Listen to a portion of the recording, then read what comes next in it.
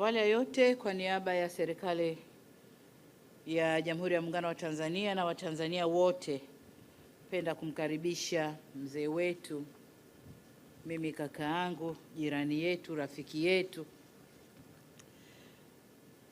Mheshimiwa Yoweri Kaguta Museveni, Rais wa Jamhuri ya Uganda, hapa nyumbani. Kama mnavyojua, Mheshimiwa Rais hapa ni nyumbani kwao, lakini kwa sababu ana serve kwao, kwa hiyo akirudi kwao hii lazima akaribishwe. Karibu sana. Kwa muktadha huo, kwa niaba ya Watanzania wote, napenda kumpongeza kwa ushindi mkubwa alioupata wakati wa uchaguzi.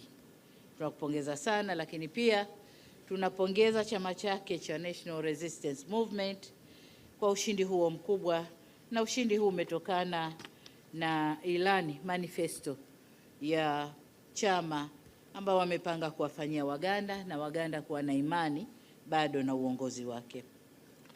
Kwa ni matumaini yetu kuwa chini ya uongozi wake Uganda itaendelea kupiga hatua za maendeleo.